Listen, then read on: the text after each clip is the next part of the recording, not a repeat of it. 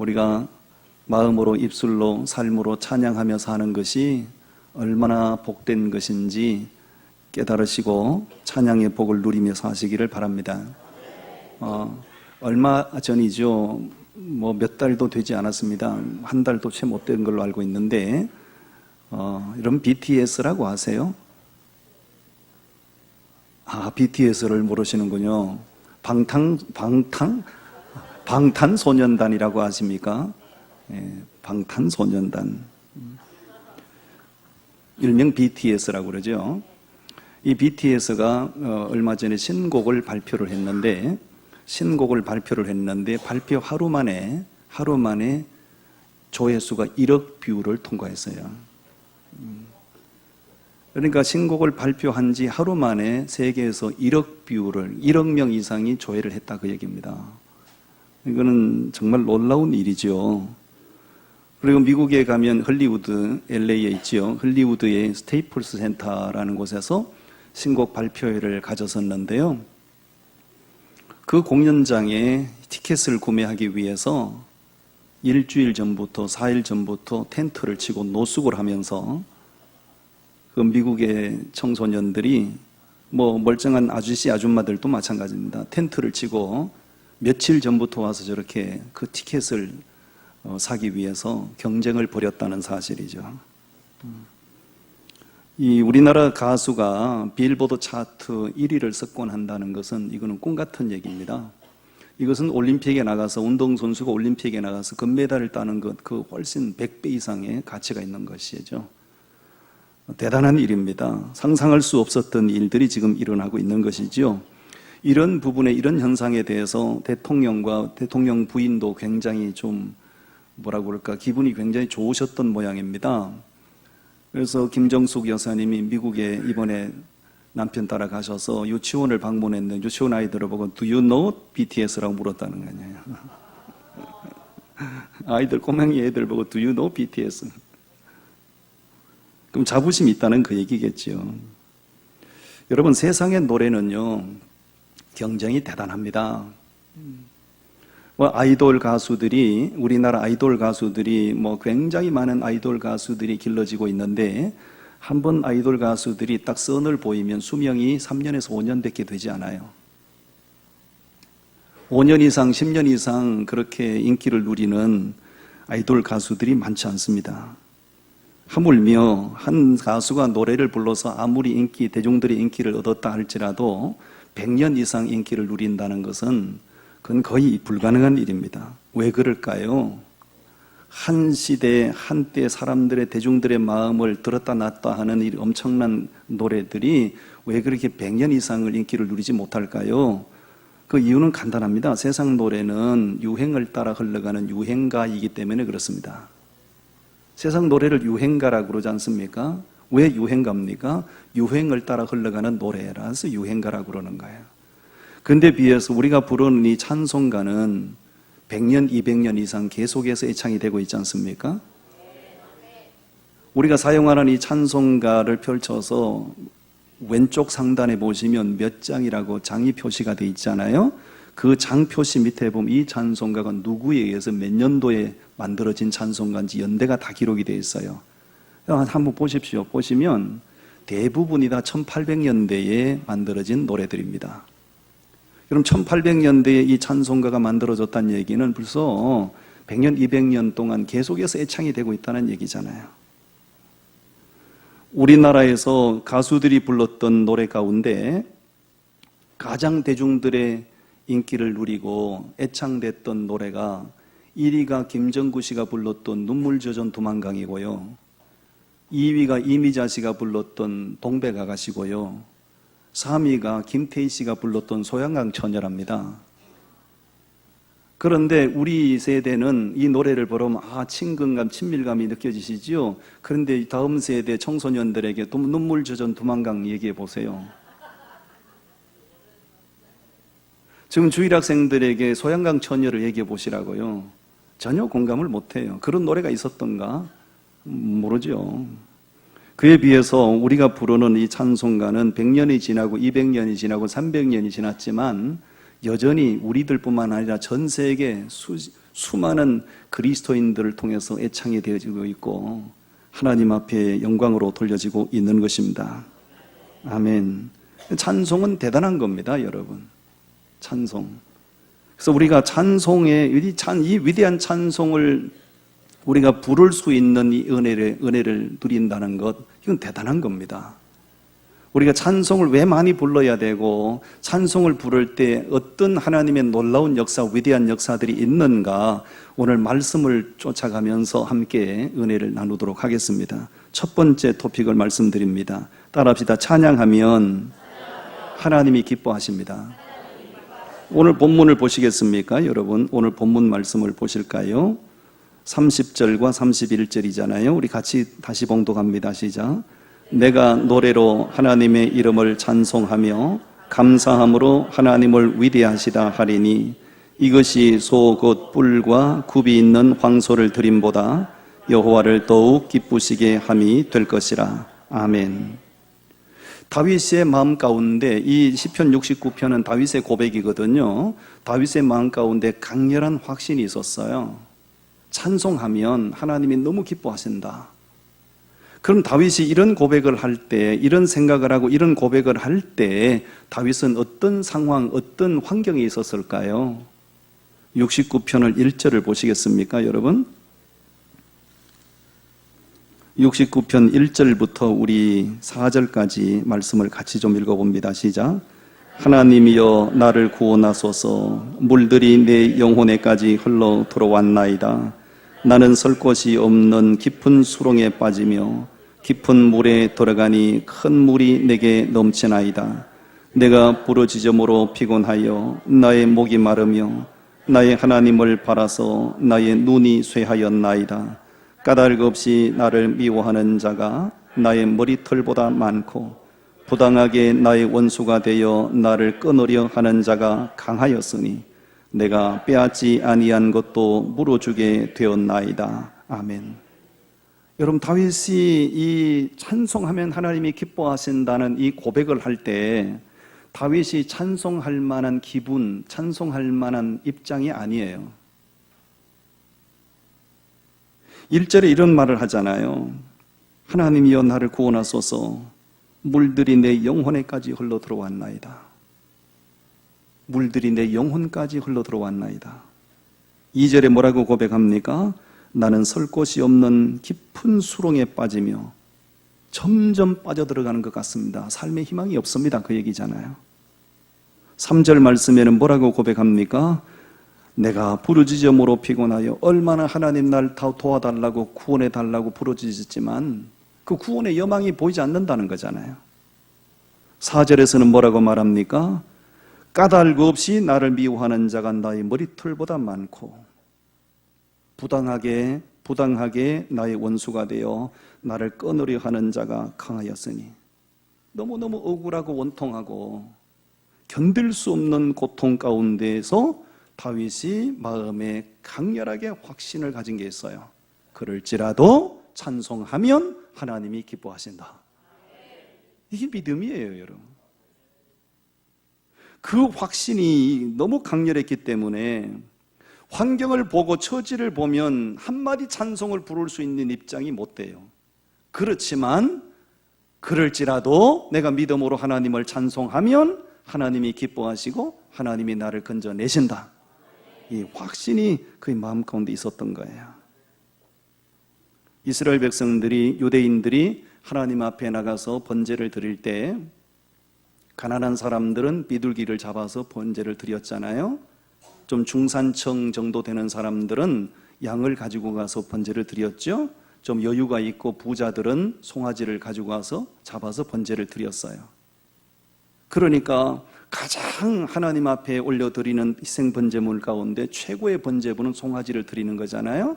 다윗의 마음 가운데 확신이 있습니다. 송아지를 잡아서 번제를 드리는 것보다 내가 마음으로 입술로 찬송하는 것이 그보다 더 위대한 번제물이다. 놀라운 믿음이고 놀라운 고백입니다. 찬송할 때 하나님이 기뻐하시고 영광을 받으시는 이유가 있습니다, 여러분. 우리가 고난이 와서도 어려움이 와서도 정말 처절한 삶의 환경 가운데 있을지라도 찬송하면 하나님이 기뻐하시는 이유가 있습니다. 하나님께서 우리를 지으신 목적이 당신을 찬송하게 하려 하심이기 때문에 그렇습니다. 고난이 왔습니다. 억울한 일을 당합니다. 원통한 일을 당합니다. 그래도 내가 믿음으로 찬송할 때 저가 내 목적대로 살고자 몸부림을 치는구나. 하나님이 보시고요, 하나님께서 권능의 손으로 건져내시는 줄로 믿습니다. 하나님의 법궤가 사울왕 시대 때 블레셋 사람들에게 빼앗겼다가 사울왕이 죽고 다윗이 2대 왕이 되자마자 법궤를 다시 찾아오잖아요. 예루살렘으로 운반해 오잖아요. 그 하나님의 언약궤가 예루살렘으로 운반해 올 때 다윗이 어린아이처럼 기뻐하면서 방방방방 뛰면서 찬송을 하지 않습니까? 너무너무 행복하고 너무너무 기쁘니까 뭐 왕의 신분 채통 뭐 그거 따질 것 없이 그냥 막 펄쩍펄쩍 뛰면서 춤을 추면서 찬송하지 않습니까? 그런 다윗의 모습을 그의 부인 미갈이가 위에서 창으로 내려다보다가 자기 남편의 그런 행동을 보면서 뭐라고 비난했는가? 당신의 행동이 방탕한 자의 처신 같습니다. 이렇게 말해요. 당신이 나라의 왕인데, 당신이 이 나라의 집권자인데 채통머리 없이 방탕한 자처럼 그렇게 경솔하게 뛰면서 찬송하는가? 그 말을 듣고 다윗이 한 말이 뭡니까? 내가 사람 앞에 보이기 위해서 한 것이 아니고 내가 하나님 앞에서 뛰놓은 겁니다. 빼앗겼던 하나님의 언약궤가 다시 예루살렘으로 돌아오는 것은 하나님의 은총인데 내가 어찌 잠잠할 수가 있는가? 나는 더욱 하나님 앞에서 뛰놀리라. 그 믿음을 보시고 하나님께서 다윗의 위치를, 왕권을 더 강화시키셨고요, 그 하나님을 찬송하는 남편 다윗을 방탕한 자의 행동이라고 비난했던 미갈이에 대해서는 그의 태의 문을 평생 닫아버려 자식을 낳지 못하는 불행한 자로 살게 하셨어요. 여러분, 하나님은 우리가 찬송할 때 그렇게 기뻐하신다고요. 어린아이처럼 춤추며 찬양하는 그 모습이 하나님 보시기에 너무너무 좋은 것이에요. 여러분, 내가 찬양함으로 하나님을 존귀하게 할 때 하나님께서 그런 우리 모습을 보시고 내가 너를 지은 목적대로 살고자 하는구나, 네가 그렇게 나를 높이고자 한다면 나도 너 인생을 높이겠노라. 여러분, 찬송을 많이 부르십시오. 다윗이 찬송할 기분이라서 찬송한 게 아니지 않습니까? 물이 자기 영혼까지 스며들어왔다고요. 구원의 소망이 다 사라졌어요. 점점 수렁으로 빠져들어가는 것 같은 상황이었습니다. 억울한 일을 당합니다. 원통한 일을 당합니다. 불러도 하나님은 대답 없는 이름이었습니다. 그런 가운데서 다윗은 그래도 내가 믿음으로 찬송하겠노라. 이런 환경 가운데 있지만 내가 그래도 찬송하면 하나님은 내가 송아지를 잡아 번제를 드리는 것보다 하나님은 더 기뻐하시고 영광을 받으실 거야. 그 믿음을 보시고 다윗을 그렇게 행복한 왕으로 세우셨어요. 여러분, 찬송을 많이 부르시기를 바랍니다. 아멘. 두 번째 토픽을 말씀드립니다. 따라합시다. 찬양하면 두려움이 사라집니다. 여러분, 찬양하면 모든 두려움이 다 떠나갑니다. 하나님의 말씀 보십시오. 시편 56편 말씀. 시편 56편 말씀 4절을 우리 다 같이 읽으실까요? 4절 말씀 시작. 내가 하나님을 의지하고 그 말씀을 찬송하올지라. 내가 하나님을 의지하였은즉 두려워하지 아니하리니 혈육을 가진 사람이 내게 어찌하리이까. 아멘. 10절을 읽으시겠습니까? 10절 시작. 내가 하나님을 의지하여 그의 말씀을 찬송하며 여호와를 의지하여 그의 말씀을 찬송하리이다. 아멘. 다윗이 말씀을 의지하여 또 하나님을 찬송하겠다고 지금 고백하지 않습니까? 이 다윗이 이 고백을 할 때 다윗이 어떤 처지에 있었을까요? 제목을 좀 보시겠습니까? 56편 제목을 보십시오. 제목은 끝에 보니 뭐라고 기록이 되어 있죠? 다윗이 가드에서 블레셋인에게 잡힌 때에. 사울 왕이 너무 다윗을 죽이겠다고 추격을 하니까 다윗이 여기저기를 피신을 다니다가 더 이상 유대 땅에서는요 숨을 곳이 없어요. 그래서 국경을 넘어서 블레셋 땅으로 지금 피신한 겁니다. 얼마나 다급했으면 블레셋 땅으로 피신을 갔겠어요. 블레셋 땅에 가 피신을 갔더니 거기 사람들이 다윗을 알아보고 다윗을 체포한 겁니다. 블레셋 사람들에게 붙잡혔을 때에 이런 경우를 가리켜서 여우를 피하려다가 호랑이를 만났다 이런 말인 거예요. 옛날에 피호봉호라는 말이 있잖아요. 사자성어 피호봉호 따라합시다. 피호봉호. 피호봉호가 뭐냐? 여우를 피하려고 하다가 호랑이를 만난 꼴이다 그런 얘기예요. 거기 가면 안전할까? 거기 가면 보호받을까? 거기 가면 좋은 일이 있을까 싶어 거기 갔더니 거기 사람들이 다윗을 알아보고 다윗을 체포를 해버린 겁니다. 거기 사람들이 다윗을 왜 알아봤을까요? 다윗이 블레셋 사람 골리앗 장군을 물리 죽인 적이 있잖아요. 그 사건이 골리앗 사람들에게는 너무너무 가슴 아픈 충격으로 남아있기 때문에 다윗을 기억하고 있었던 겁니다. 다윗은 그것도 모르고 블레셋 땅에 피신을 갔다가 블레셋 사람들이 다윗을 알아보고 저놈 잡아라 이렇게 된 거죠. 살고자 해서 피신을 갔다가 잡혀 죽게 생겼습니다. 완전 절망이죠. 찬송 한 자락 입에서 부르기가 힘든 상황입니다. 그런 상황 속에서 다윗이 뭐라고 고백합니까? 4절을 다시 읽으시겠습니까? 내가 하나님을 의지하고 그 말씀을 찬송하올지라. 내가 하나님을 의지하였은즉 두려워하지 아니하리니 혈육을 가진 사람이 내게 어찌하리까. 아멘. 내가 여기 와서 이들에게 잡혔고 살아날 가능성이 없지만 그래도 나는 말씀을 기억하며 하나님을 찬송하올지라. 혈육을 가진 자가 나를 어찌할 것인가. 찬송하면 하나님이 나를 도와주신다는 강렬한 믿음에서 고백된 말이 아니겠습니까, 여러분? 하나님을 의지하고 찬송했을 때 다윗에게 어떤 결과가 주어졌을까요? 그것이 알고 싶다. 13절을 읽으시죠. 13절 말씀 시작. 주께서 내 생명을 사망에서 건지셨음이라. 주께서 나로 하나님 앞 생명의 빛에 다니게 하시려고 실족하지 아니하게 하지 아니하셨나이까. 할렐루야. 완전 절망 가운데서 살아날 가능성이 0%인 상황 가운데서 하나님의 말씀을 기억하며 찬송했더니 하나님께서 다윗을 사망에서 건져내셨다고요. 아멘. 이게 바로 찬송의 위대한 능력인 줄로 믿습니다. 여러분, 찬송하면 두려움이 사라지고 마음의 평안과 담대함이 일어납니다. 찬송하면 마음의 불안함과 초조감이 다 사라지고요. 우리 마음에 주님이 주시는 평안으로 채워집니다. 사람이 나를 막 헐토하고 사람들이 나를 너무 고통스럽게 할 때 전혀 찬송할 기분이 아니지만 그래도 믿음으로 계속 찬송 듣고 찬송하다 보면 미움이 사라지고 그 영혼을 사랑하는 마음으로 채워져요.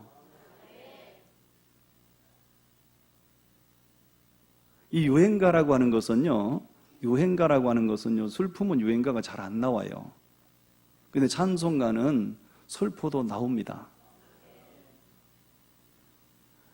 사람이 기분이 굉장히 좋으면 유행가가 부담 없이 막 나와요. 그런데 너무 두려우면요, 유행가는 쑥 들어갑니다. 그런데 찬송가는 하나님을 높이는 노래이기 때문에 두려우면 더 잘 나옵니다. 찬송하면 두려움이 다 사라진다. 어떤 남녀가 너무너무 사랑에 빠져서 결혼을 했어요. 근데 뭐 사랑에 빠져서 결혼했지만 살다 보니 네가 그런 인간이었나? 싶어서 서로의 허물이 보이고 약점이 보이고 불만이 쌓이고 쌓이다가 어느 날 폭발을 했네요. 신혼부부인데 심하게 싸웠어요.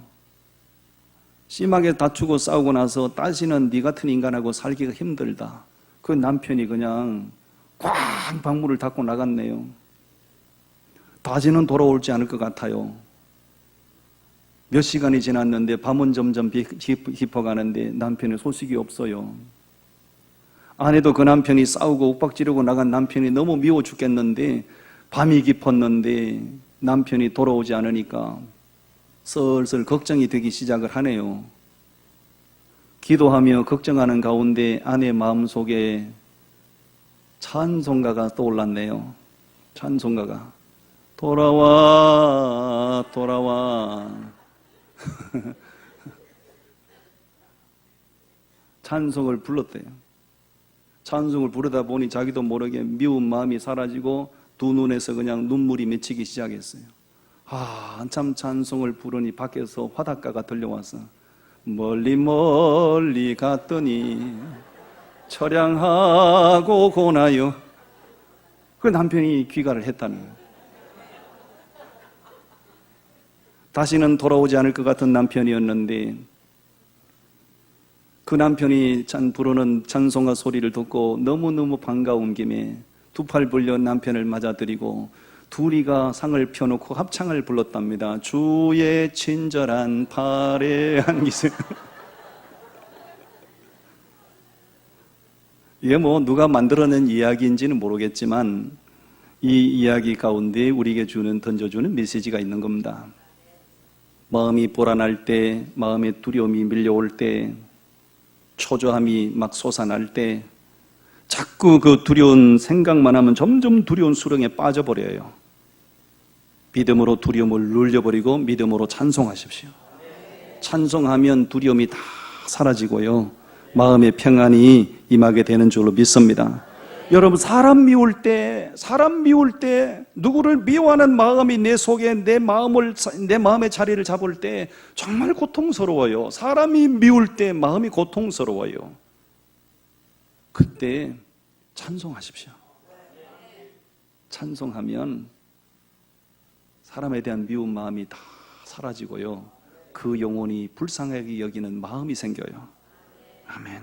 여러분, 정말 우리가 찬송할 때 모든 두려움이 사라지고요. 찬송은 바로 곡조 있는 노래기 기도기 때문에 그 찬송을 받으시고 들으시고요. 하나님께서 권능의 손으로 우리를 건져내신다고요. 다윗이 고백하잖아요. 블레셋에 보호받으려고 갔다가 잡혀서 여우를 피하려고 하다가 호랑이를 만나서 살아날 가능성이 다 사라졌어요.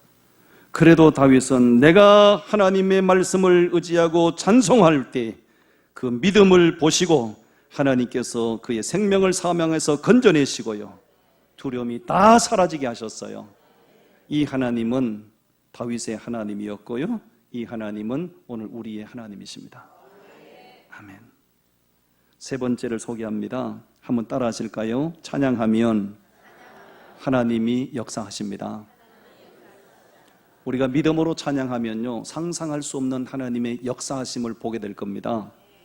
역대하 20장 말씀을 한번 보시겠습니까? 역대하 20장 말씀 20절부터 우리 같이 읽어봅니다. 역대하 20장 20절부터 읽어봅니다. 시작. 이에 백성들이 아침에 일찍 일어나서 두구와 둘로 나가니라. 나갈 때에 여호사밧이 서서 이르되 유다와 예루살렘 주민들아 내 말을 들을지어다. 너희는 너희 하나님 여호와를 신뢰하라. 그리하면 견고히 서리라. 그의 선지자들을 신뢰하라. 그리하면 형통하리라 하고 백성과 더불어 의논하고 노래하는 자들을 택하여 거룩한 예복을 입히고 군대 앞에서 행진하며 여호와를 찬송하여 이르기를 여호와께 감사하세 그의 인자하심이 영원하도다 하게 하였더니 그 노래와 찬송이 시작될 때에 여호와께서 복병을 두어 유다를 치러 온 암몬 자손과 모압과 세일산 주민들을 치게 하심으로 그들이 패하였으니. 아멘. 여러분, 이 여호사밧 왕 시대에 있었던 사건 한 대목을 지금 우리가 읽었어요. 유다 나라의 3대 성군 중에 한 사람이었던 여호사밧 왕, 믿음이 참 믿음 좋기로 유명한 왕이었죠. 이 여호사밧이 믿음으로 나라를 통치하고 있을 때 상상할 수 없는 엄청난 위기가 닥쳐왔는데요. 그 위기가 1절을 보시겠어요? 20장 1절을 읽어보시겠어요? 역대하 20장 1절 시작. 그 후에 모압 자손과 암몬 자손들이 40 사람들과 함께 와서 여호사밧을 치고자 한지라. 아멘. 여호사밧이 믿음으로 유다 나라를 통치할 때 그 주변에 있는 모압과 암몬과 40 사람들이 연합 군대를 형성하여 여호사밧을 치고자 한 겁니다. 여호사밧이 그 군대의 세력이, 그 군대의 위용이 너무 엄청났기 때문에 여호사밧 왕이 자기로서는 무엇을 어떻게 할 도리가 없어요. 그때 여호사밧 왕이 무엇을 하는가? 그 절박한 마음을 부둥켜 안고 하나님의 성전에 올라가 제단 앞에 무릎을 꿇고 상황을 하나님 앞에 설명합니다. 여호와여, 내가 지금 이 풍전등화 절대 위기적인 상황을 만났습니다. 상상할 수 없는 이 일이 위기가 닥쳤습니다. 이 위기적인 상황 속에서 내가 무엇을 하면 될까요? 하나님의 도우심이 필요합니다. 얼마나 절박하게 처절하게 기도했던지요. 기도하는 여호사밧 왕에게 하나님께서 응답하시기를, 아까 읽었던 말씀, 백성들 가운데서 노래하는 사람들을 선발하여 거룩한 예복을 입히고 적진을 향하여 찬송하며 나가게 하라. 여러분이 남의 일이라고 부담도 없이 아멘 하시지. 만약에 저나 여러분이나 그 상황 속에서 그런 응답이 임했을 때 정말 그 말씀대로 그렇게 할 사람이 있을까요? 지금 여호사밧을 쳐들은 그들은 장난하러 온 사람들이 아니에요. 유다 나라를, 여호사밧을 치고 유다 나라를 집어삼키겠다는 것이잖아요. 전쟁이잖아요. 그 바람 앞에 촛불 같은 상황 속에 있는 그에게 주신 말씀이, 하나님이 고작 하신다는 말씀이 노래하는 사람을 선발하여 거룩한 예복을 입히고 적진을 향하여 찬송하며 나가게 하라. 이게 말이 되냐고요. 그러나 여호사밧 왕은 그 말씀대로 했답니다. 아멘. 왜? 상상이 안 되는 것이고 전혀 공감이 안 되는 말씀이지만 기도 가운데 여호와께서 주신 말씀이니까 믿음으로 취한 겁니다. 그게 믿음이에요.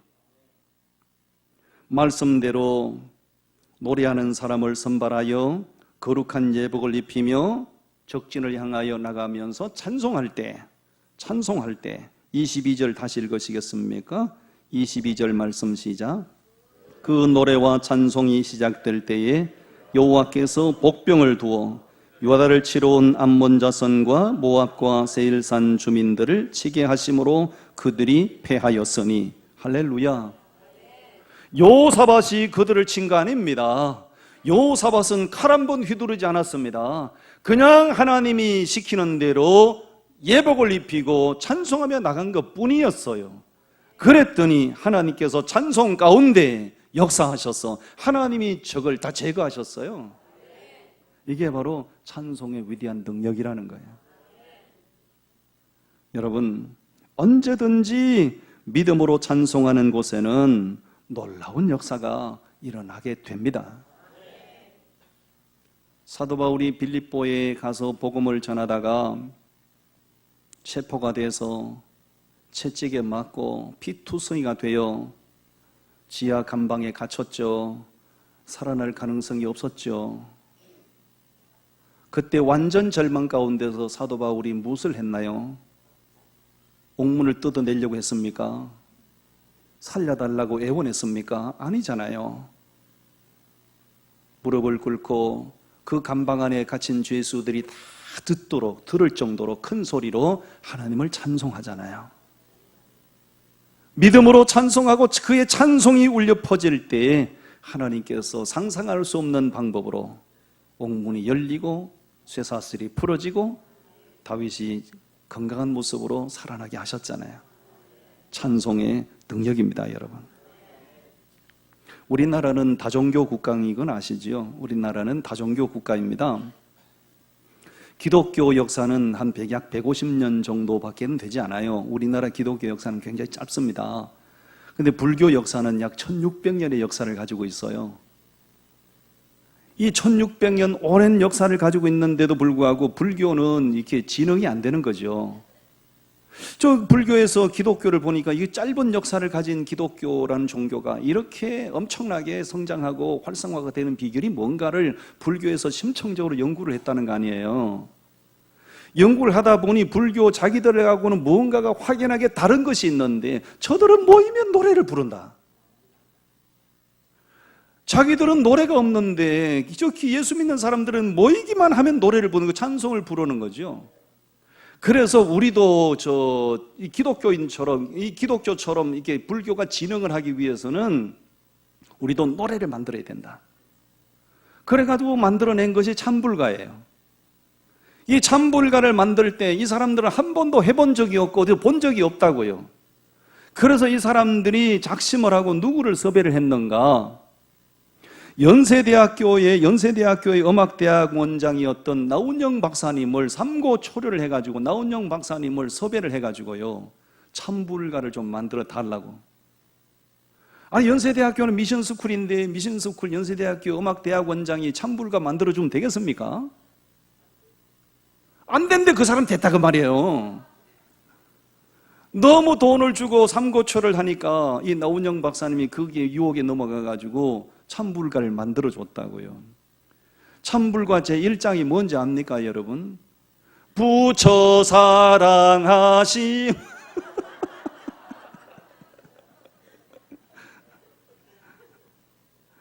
예수 믿는 음악대학 원장이 만들어준 참불가가 그냥 가사만 살짝 바꿔가지고 예수 사랑하심을 부처 사랑하심으로 바꿔서 참불가 어쨌든 그렇게 만들어졌어요.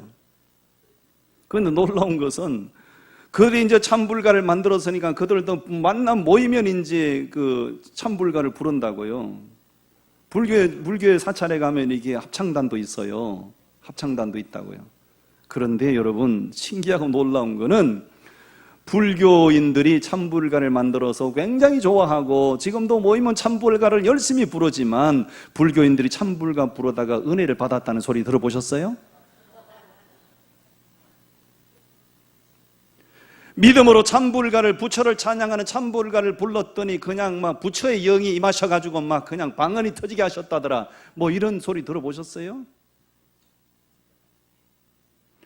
왜 그들이 우리 기독교처럼 똑같이 흉내내서 참불가를 찬송가처럼 만들어서 불러대고 있지만 절간에서는 역사가 일어나지 않는가요? 그들이 왜 그렇게 참불가를 불러대지만 성령이 역사하지 않는가요? 우리는 살아계신 하나님을 찬양하는 것이고 그들은 죽은 신 부처를 찬양하는 거니까 역사가 일어날 수 없는 거예요. 부처를 아무리 찬양해봐도 거기에는요, 역사가 일어나지 않아요. 우리가 믿는 하나님은 천지와 만물을 창조하신 분이시고요, 하나님은 믿음으로 찬양하는 곳에 지금도 역사하시잖아요. 참불가와 찬송의 차이가 바로 그겁니다. 찬송하는 곳에는 언제나 하나님의 임재가 있고요, 하나님의 역사하심이 있습니다. 여러분, 이런 말이 있습니다. 설교는 사람을 움직이는 것이고요, 찬송은 기도는 하나님을 움직이는 것이고요. 잘 들으세요. 설교는 사람을 움직이는 것이고요, 기도는 하나님을 움직이는 것이고요, 찬송은 하나님과 사람을 동시에 움직이는 거예요. 찬송은 위대한 겁니다. 아멘. 부흥되는 교회의 특징 중에 하나가 찬송이 풍성하다는 거예요. 우리 성도님들도 아직도 신앙의 초보에 몇 대를 티를 못 벗어 던지셔서 찬송하는 시간을, 예배를 준비하는 시간으로 착각을 하시고 찬송하는 시간에 엉뚱한 행동을 하는 분들이 참 많아요. 여러분 잘 들으십시오. 찬송은 예배를 준비하는 시간이 아니에요. 찬송은 하나님을 높여드리는 거예요. 찬송할 때 집중하지. 설교할 때 집중하는 것보다 찬송할 때 더 집중하시고요. 찬송하고 찬양할 때 참여하셔야 됩니다. 아멘. 찬송은 위대한 겁니다. 기도하시겠습니다. 하나님 감사합니다.